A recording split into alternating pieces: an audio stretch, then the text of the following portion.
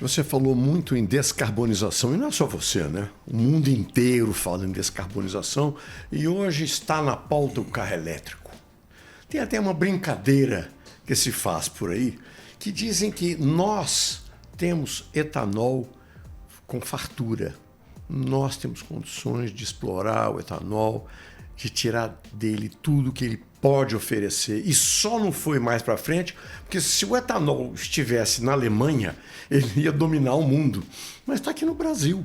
E eu não vejo, ainda não vi a Anfávia fazer um programa real de muito estímulo ao etanol. Você sabe até que energia elétrica você pode tirar do etanol para mover o carro eletricamente. Você sabe disso tão bem quanto eu, ou melhor do que eu.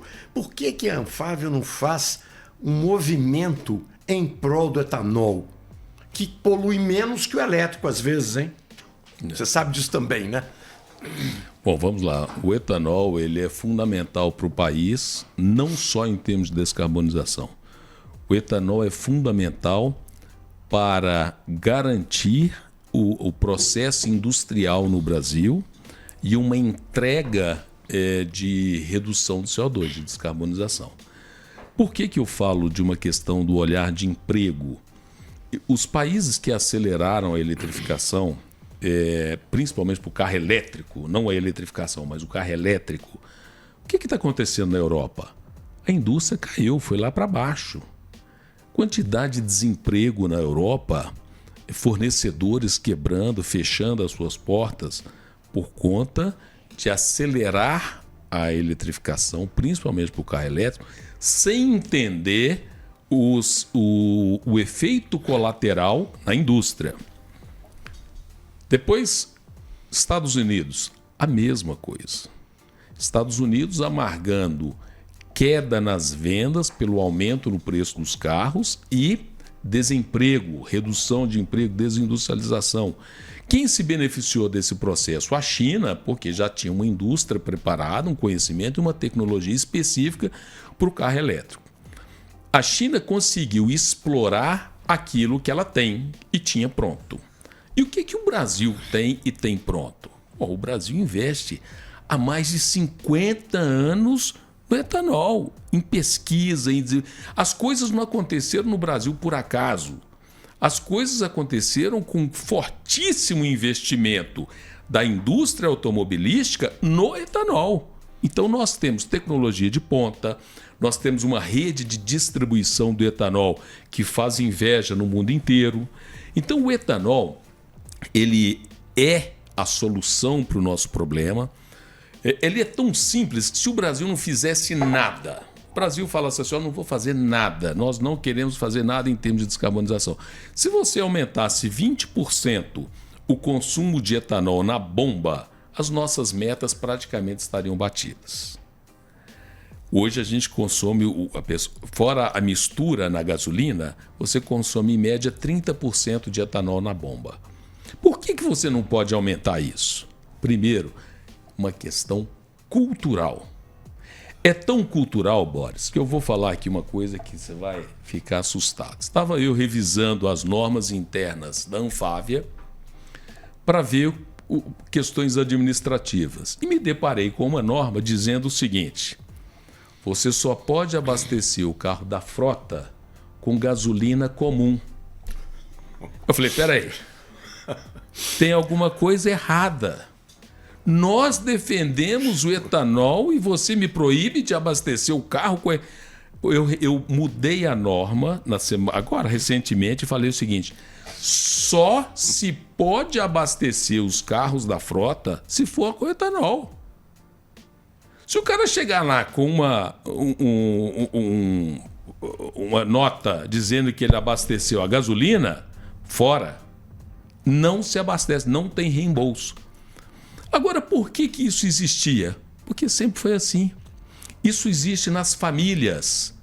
As pessoas têm uma pegada para o verde, ambiental muito forte, mas ninguém explica isso nas escolas, ninguém explica isso na hora de se abastecer.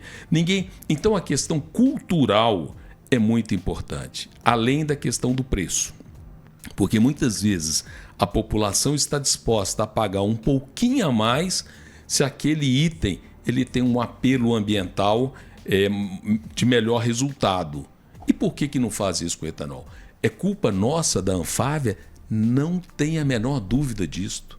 Eu estive com o ministro Alexandre Silveira, fizemos uma grande reunião chamando a turma do etanol, todos eles. Nós temos um trabalho muito forte, várias fabricantes celebraram um acordo com a indústria do etanol para ajudar em como difundir a importância do etanol para a economia brasileira e para a questão ambiental. Então você está certíssimo no seu ponto. Pois é, mas, desculpe insistir, tem uma fábrica ali em Betim, a Fiat, que tem um motor etanol puro, pronto, esse motor, há alguns anos.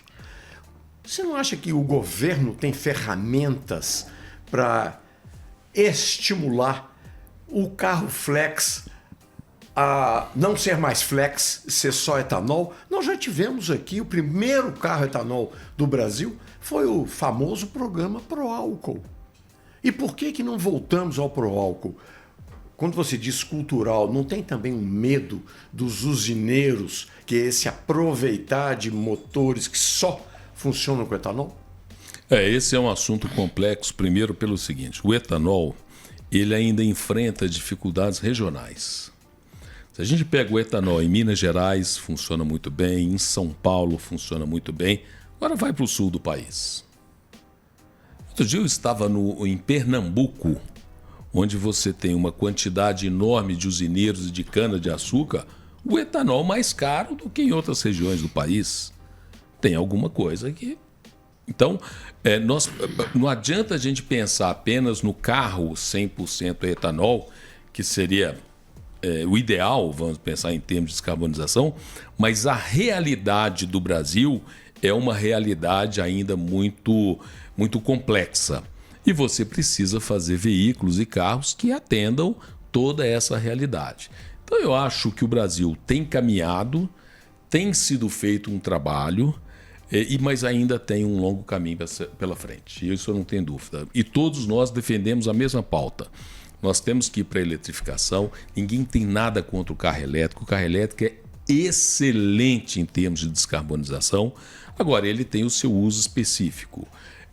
O etanol, ele não tem o seu uso específico. Ele é aquele que vai permitir mobilidade sustentável para todas as regiões do país e com um custo muito mais baixo. Mas ainda tem um grande dever de casa a ser feito.